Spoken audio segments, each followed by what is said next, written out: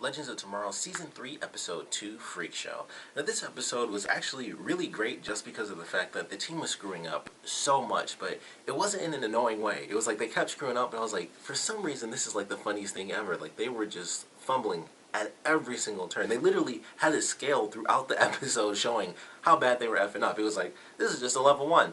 Cool, let's just go get this old tiger. No big deal. Saber-tooth tiger, shrink it down, put it in a little box. We got 24 hours, take care of it, no problem. And yet by the end of the episode, I think it was at like a level 8 or something, because not only did they screw up, they made the tiger grow. They, of course, revealed superpowers to P.T. Barnum. So he kidnaps Jefferson, he kidnaps Ray, and then that leads to Nate and Amaya also being kidnapped later in the episode. And it was just like, wow, they were just screwing up left and right. Roy screwed up, or not Roy, Mick, what is his first name? I don't know, I don't know where I got Roy from, but Mick, he effed up. He had like the simplest thing. He wasn't even in the episode until like basically the second half. He didn't have much to do, and then he screws up because he feeds the thing. He feeds the tiger, and then it gets out, and it's like, well, that's effed up. And then of course it grows on the ship, and they have to deal with that. And it was just like, there's so many random issues that they're causing themselves, and that's kind of the series itself, where, you know, something goes wrong, but typically they're doing the right thing. Like, it's like, we have to do this, and typically, you know, there's a little issue here or something like that, but this was like, technically speaking, they just want to do it. Like, it's not like we are the ones who have to do this, we have to be the ones, you know, like in season 1 because, you know, basically they were irrelevant. We have to be the ones in season 2 because we're the ones that were, you know, kind of responsible for so many changes. We have to kind of keep things moving along ourselves. Now it's just like, well, we have the Time Bureau, but F that. Life sucks, so we want to go back into doing our job. And they just F up the whole way through this episode. It's just like, that was actually hilarious. But there's certainly some great things that happened in this episode that are definitely main story concerns, without a doubt.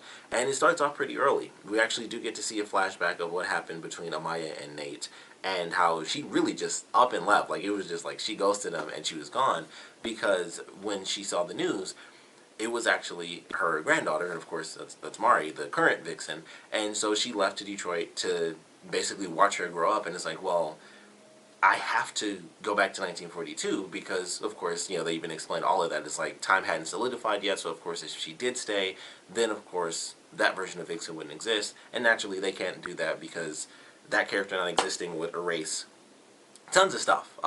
You know, Arrow Season 3 is a lot of good stuff that happened because of her character. Of course, everything that happened in the Vixen animated series on the CW Seed. So all of that would have been gone, and obviously they just can't do that. So it was like, alright, makes sense why she left, and we do get to see her come back in this episode when Sarah brings her along. And it turns out that the only reason Amaya actually came back was because she needed to basically leave Zambezi so that she could find a way to get help. Because as they showed at the end of the premiere, and I mentioned it, so I was like, it seemed like she was kind of losing control. It seemed like she went evil, and that's exactly what happened. She's losing control of her abilities, and when she goes into like using the Ashe versions of the creatures, she just loses control. And it was just like, okay, well, why is that? So we don't know what's going on there, but she's losing control, so she has to kind of rejoin the team so that she can get a bit of help from them. And alongside this storyline, we also have the end of this episode, which is, of course, one of the acolytes of our new main villain, Malice, comes in and resurrects a character. And before I get to that, I want to go through the rest of the episode, because that has, like, I don't know how many people it really made a difference for, but that was like a huge, huge scene for that final episode, but you have to have seen other things. So before I get to that, we have, of course, the rest of the episode. One by one, everybody's getting captured. Nate sees Amaya, so when the guys go out and get super drunk because Amaya and Sarah can handle the mission themselves, Nate steals up and everything, and that's when P.T. Barnum, played by Billy Zane, who, they make the Titanic reference early on, and the funniest thing is that my girlfriend and I were both watching it. It flew right over our heads that the actor who plays Professor Steinoff, Victor Garber, I believe is his name, he's in Titanic as well. So I thought when they made that joke and then they went to P.T. Barnum, I was like, oh, we were both like, oh, that's the dude from Titanic. So I was like, that's why they made that joke. But they were both in Titanic. We just both forgot that, you know, Victor Garber was ever in that movie, but we definitely, like, as soon as Billy Zane showed up, it was like, that's the dude from Titanic. But we both forgot that Stein was in there. So it was kind of funny. It was like, that's why they made the Titanic joke. it just so happened to be like a two-part joke because he was in it, and then Billy Zane was the guest star, so they were, you know, both in Titanic. So I thought that was kind of funny, but I thought that was very interesting. And maybe I guess my girlfriend didn't miss the reference because she asked me why they made that joke, and she didn't actually explain it. I thought it was for a different reason from some of the stuff that they had said, but I guess it was because he was in the movie and she remembered. I just didn't. But I thought it was interesting because I was like, oh, you know, I was looking up some stuff afterwards, and I was like, oh, they were both in Titanic, so that's funny. But he was pretty interesting as P.T. Barnum. Like, it was like, it's just this dude who runs a circus, you know, this famous, super famous circus. And Nate basically screws up getting drunk and is like, yep, you know, I can do this. My buddy here can turn in the fire. This guy can turn teeny weeny, which I thought was a funny way to say that. But yeah, they're going through, and of course, Nate is able to kind of go off on his own. And naturally, Jax and Ray end up being punched by the strongman. They both get knocked out in one hit, so they both get kidnapped, and then they're put together as the Siamese twins, the yin and yang, which is pseudo-racist. But it was kind of funny. Like, they get captured, and so Nate has to go in and do it, and of course he like ultimately can't even use his powers, and that's how he ends up getting knocked out. And Amaya tries to help him, but of course she can't use her powers because it would basically she's just going and killing everybody. So they both, you know, everybody just ends up getting knocked out. And that leads to some of the emotional elements where we get the explanation of, you know, what happened with Amaya when she left and exactly why she left. So that helps Nate out just a little bit. And they have to go through this whole process of everybody on the team is freaking captured. Stein, you know, actually a lot of the characters, Stein and Mick didn't really have much to do in this episode until like the very end. Because, you know, like I said, Mick screwed up with the tiger thing, and then it was like, okay, basically the entire team has been captured now except for except for three of the characters. So you got Sarah, who is unfortunately dealing with the Time Bureau because she runs into the dude Gary because they're being spied on. So she's dealing with him, and then that leads to her dealing with I don't even know the woman's name, but the woman that Sarah definitely does not like, which led to a great sequence where they're fighting like crazy, and they were both tired, and I was like, I could use some water, and they just sit at a table and they just start drinking water. So that was actually a really funny sequence. But everyone's captured except for Sarah, Mick, and Stein. So it's like, all right, well, we have to go, you know, rescue the rest of our crew. Mick is apparently insanely afraid of clowns, so he takes off and leaves Stein. Stein goes in undercover as one of the clowns so that he can get close to Jax. But they do reference the fact that, because I was like, why is he doing all this balloon stuff? Like, all he has to do is just be like, hey, boom, and then firestorm. So he goes in, and they go through this whole sequence where he has to run from the other clowns, and then Mick ultimately comes in to help him. And it was like, I think it was after they became Firestorm, Jackson was like, you know, really, like, you know, balloon animals. He was like, the applause may have gotten to me. And it was like, that's why he was doing that for such a long time. Because I'm like, he could have ran in even without all of that. And it's like, if they just touch hands, boom, that's Firestorm. Like, instantaneously. They didn't need a plan. Technically, he didn't even need to go undercover to begin with. It's like, hey, 1 second and they touch and then it's over. So, it definitely made that funny. And of course, dealing with P.T. Barnum, Nate is kind of on like the thing where they typically throw daggers, and PT is he's just shooting them, which I was surprised that they didn't have a thing where, you know, bullets are ricocheting and stuff. Like, he was just shooting them a bunch. I'm like, bullets are just ricocheting all over the place here. But they make a Man of Steel reference, which I thought was funny. It was like, you know, you be the Man of Steel, and he paused and was like, that's a good, you should note that down. I thought that was really funny. But, you know, he's just shooting them and stuff, and bullets are ricocheting. And so when basically things kind of fall apart and Nate's kind of like tired of using his abilities, that's when Amaya has to use her abilities, and so she breaks out of the cage, and that's when we get like the full fact of what's going on, and is that she really cannot control her powers. She knocks like the strong dude out who had the mask on, and then she basically launches PT into like the crowd and everything, and Nate has to come in and like calm her down, and you know, they do the love thing, and it's like, you know, come back to me and all that stuff, and so everything's good. And I love the fact that when it all ended, everything was like insane and all this stuff went wrong, and PT just jumps up and is like, see, that's our show, and it's absolutely amazing, and then everybody applauds, and I was like, that's actually kind of a cool way to end that out. Like, it was this serious moment where they have to, like, well, it wasn't that serious, they fought clowns, but the stuff with Nate and Amaya was definitely serious, and it was like, you know, our amazing show, wait till next week. So I was like, I like the way they did that, and it was just a nice, you know, fun way to end that out. Ultimately, everything worked out for them because technically the team did stop all the anachronisms, even though they sent it from a 1 to like an 8, so they were just screwing up left and right, but technically they solved it all by the end. So for whatever reason, I still allowed them to, you know, keep the ship, and it's like, well, technically you fixed it. I was never able to basically tell Rip exactly what you guys did. So I was like, all right. Once again, they just barely, just barely get by, and that's when we get to the end of the episode. Like everything kind of goes back to normal. Sarah does figure out that there's some greater threat coming. She doesn't know what it is because it's on a need-to-know basis, and so she tells the team, like, there's some even greater threat. They do like the serious thing, and then everyone bursts out laughing. It's like, we've dealt with an immortal, an immortal guy, an entire bureau of time traveling, people. I think we got it. Like we're good to go, and that's where we get to our final scene in this episode, which, like I said, is actually insanely important, but only if you've watched the Vixen animated series, because the character they bring back, Kawasa, is actually the current Vixen, Mari McCabe, like from the current Vixen from Detroit. That's her sister. That's her actual sister. So the fact that they brought her back to life because she died, sorry to spoil that, but it's a whole thing. Like it's literally like an hour to watch both seasons, so it's not like that much content. But yeah, I was kind of blown away by that fact. I was like, okay, she comes back, and also the way she comes back. It might seem like it was like, oh, they just summoned this random character, like, and she was like water. She literally, this is really bad for the CGI, but she made me think of like the water spirit from like the first Mortal Kombat movie, and it's just literally like floating water. It's like the three elder gods in Mortal Kombat, and it was like fire, water, and smoke or something. I was like, that effect looks just like that old 1990s Mortal Kombat movie, but it was like a full CG water effect. I looked a little bit better, but that's all I could think of. Was like, man, why am I thinking of the first Mortal Kombat movie, like this blob of water? But them bringing her back to life, that's a big deal. And they say that, Vixen is going to, the animated stuff is going to play into this season of Legends of Tomorrow. I mentioned in my premiere review that I read somewhere that they are supposed to have another version of Vixen come into the series. So I don't know if that's 100% true still, but there's a lot of stuff that's supposed to happen here. I recently read, like I just read before I did this review, because I wanted to make sure that I had my character stuff right, because I was like, I'm pretty sure that's who I think it is, so I had to like double check, because it's been a long time since Vixen Season 2 came out. I was like, if that wasn't last year, then it was really early this year that Season 2 of Vixen came out, and I actually went through all of that.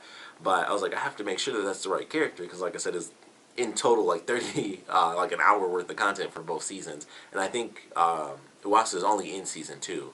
But the way that they bring her back with her being water is actually tied into, once again, the animated Vixen series, because in the second season, Mari is using, of course, the amulet that Amaya currently has, like the natural Vixen totem to do the ashe of the animals and stuff. But the second season revolves around these other mystical totems. Like the amulet is just one, and then there's a bunch of other ones that are basically the elements. So it's like you have the elements, and then like this final one is basically like the element of the animal spirit. So like the main villain that they fought against in Season 2, he uses a fire totem, and her sister, Uwasa, she used a water totem. So the fact that she came back as water definitely says a lot. So I don't know if that means they like resurrected her and she's going to now innately have the powers of that totem and she can control water. Like it was like some Avatar stuff. Like she could just summon water and it would just, she could fight. Unfortunately, the way they did it, fire beat water and she did not make it. So her coming back to life is a huge deal, and the fact that they brought her back, like as in the form of water, was probably just a reference to it. I doubt they would give her that power, because that is a really, really intense power to have. It's just like the ability to control water. So I don't think that that's what they're going to do, is that she'll have that ability, but I think that was a reference to the fact that she died using the water totem, and that's probably why they had to bring her back in that way. Now, I don't know if they'll explain why she came back, where she came back, because where she died was basically like in the street. Like they were fighting in the middle of a city, and she was like burnt to a crisp and just evaporated by fire, and that was it. So it's not like that's where she died or anything like that, unless they're trying to say, unless they give some stupid explanation, the whole city was torn down and it just went back to nature. That's not going to happen. So I'm not sure if there's going to be an explanation for that, or if it's just the fact that it has something to do with the water totem, and that's why they brought it back, just from a body of water. But either way, that's a huge deal. And I don't know if she knows who Malice is. I don't believe Malice was ever referenced in Vixen Season 1 or 2. Once again, it's been a while since I watched them, but I thought that was very interesting. An acolyte of our new main villain is bringing back the sister of the current Vixen, and that says a lot. That means that there has to be something mystical going on, because that's like the whole story of Vixen At least as far as what they've done with the CW. That's kind of been the whole point, is like the mystical element of this character, this amulet. Season 2 adding more amulets and, you know, with the totems and the elements.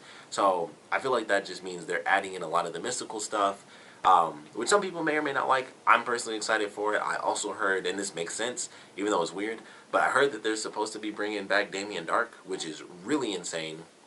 And it's supposed to be a version that, you know, not like last season where Eobard Thawne went back in time and got like an old version of Damien Dark. It's supposed to be a version of Damien Dark after he like died in Arrow. So I'm guessing that means he's going to be resurrected as well, which should be very interesting, because the way they did it before, where it was like, oh, he's trying to change his future just like the other villains. I like the idea that this is supposed to be a version of him after he died already. So I can't wait to see what they do with that. And that should add some very interesting elements with him, of course, being a mystical character. Uwasa coming back to life. I don't know what that means as far as us seeing Mari McCabe come back into the show, like the modern, you know, the current day Vixen. I don't know what that means. I mean, they bring her sister back.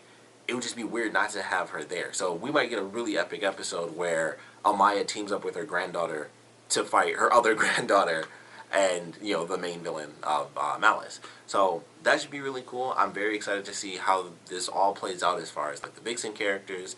I feel like we should be expecting some sort of weird timeline shift. I don't know if, you know, they're ever going to do something where Nate ends up going back to 1942. That was the thing I thought last season. It was like, well, what if they both went back? And it turns out that, you know, Nate and Amaya do end up together, and Nate is actually, you know, Mari's grandfather, and we just never knew that because he went back to 1942 with Amaya. So that question is kind of still up in the air, especially considering she rejoined the team. I thought she was just going to be gone permanently. So the fact that she rejoined does mean that they can easily do like the whole rekindling the relationship deal, and they could end up together, and, you know, they could still kind of have that all play out as it should in the natural timeline. Or they could find some random solution and be like, you know, this happened and somehow we made a second version of you that did go back. I don't know. We'll see, you know, we'll just have to wait and see what happens. But I am looking forward to what they're going to do this season now that they have that moment. And I'm super happy they did that because, you know, Vixen is like this really odd thing with the CW where it's like, hey, we have this CW animated show, which they don't support nearly enough. They've done 2 seasons, which total, like I said, an hour. We're getting Constantine. For anyone who didn't know that, we are getting an animated Constantine show. You can look up the Comic-Con trailer for that. It's going to be gruesome, and I cannot wait for that to come out. I'm super excited for that. But Vixen has had 2 seasons, and it's been like, I swear that first season had to have come out 3 or 4 years ago at this point. It was legitimately like in season 3 of, yeah, it was like season 3 of Arrow, and I believe it premiered before that season came out. It may have been after that season, I can't really remember, because when it airs, it's during the normal season, but the actual season itself takes place like in between other seasons. So like season 2 takes place before the last season of Arrow, even though I think it came out around that time, at like the beginning of that last season. So, you know, it's just interesting. They've got 2 seasons of it. They recently did the premiere thing where it actually came on the CW like during the summer. Nobody knew that was happening, and I was just like, I don't know why they wouldn't promote that. Like, that show's been out for 2 effing years. That should be on every time. I mean, they have 800 superhero shows. There should, like, every other commercial should be like, hey, check it out, Vixen animated show, CW Seed. It's a really good show, and I don't know why they don't do more to promote that show, but I'm glad it's getting at least, you know, some recognition. So people, you know, those of you who are fans of Legends of Tomorrow, highly recommend you check out those 2 short seasons of Vixen. I don't think you'll be disappointed. The animation is phenomenal. DC animation is always great, but animation is great. The story, like I said, it's only 30 minutes a piece, so very simple. Shoot through 2 seasons, and some really good action. Definitely some great action in there, and you get to know more about the Vixen character, because even with Amaya, that's a different version of Vixen than the current day version. So you get more of the backstory, because if you haven't seen it, you don't know all of the stuff that's coming in. So highly recommend you check out seasons 1 and 2 of Vixen. That way you can kind of get a little bit ahead of the game. I'm sure they'll explain some of this stuff throughout this season with Uwasa, you know, coming back to life, and us possibly seeing Mari come into the show as well, at least for an episode or 2. But definitely check out seasons 1 and 2 of Vixen so you can kind of get that backstory and kind of know where the relationship stands with those characters, because that's another interesting thing that, fortunately, there's something I could still not spoil for you, but it was stuff that I had to talk about. Plus, it's like 3 years old, or, you know, some of the elements at least are just so old at this point. But yeah, that I was super excited with the way they ended the episode, and like I said, for me, it was a much bigger deal than I think it was for probably like 80 to 90% of the actual fan base of this show. Probably have not actually watched the Vixen animated series, which is so unfortunate. So many people don't know that it's even a thing at this point. So hopefully with this season that'll really boost it up. Maybe that'll get them to finally do a season 3.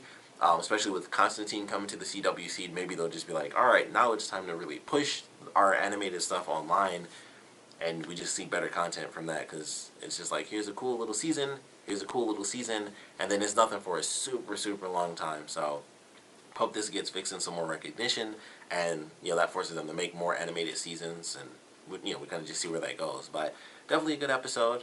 Hilarious watching the team absolutely fail the whole way through, but definitely some good story elements coming into play. And like I said, the tie-in with the Vixen animated series was without a doubt my favorite part, just because that's something I never thought they would do, and it's great to see them kind of pull that in, because that's one of the things I love about Legends of Tomorrow, is where they have the side characters from the other shows, and it's like, all right, now you get to be a main character, and now we're getting that for Vixen as well, even though she may or may not show up the current day version.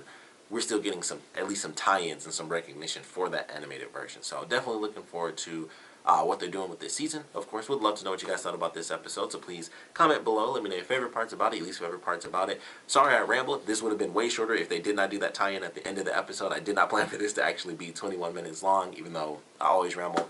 But there's a lot to look forward to because of them tying in with Vixen. So instead of me asking like my normal question, I just want to recommend you guys seriously watch seasons 1 and 2 of Vixen. Whenever Constantine ends up coming out, watch that just to support like the CW Seed stuff, because it's just different from what we have with the live action stuff. So I would love more of that. Plus it's Constantine, and that unfortunately got canceled, but they're doing something, and it is the same actor. I can't think of his name right now, but it is the guy who was in Arrow and was in the actual Constantine series. It's still him doing the voice and everything, so it's super awesome and insanely gory. Just that trailer they had, it was just demons getting squished and eaten and ripped apart. I was like, okay, interesting. So it should be good. But definitely check it out. And like I said, we'd love to know what you guys thought about this episode in general. So please comment below, let me know. And thanks for watching.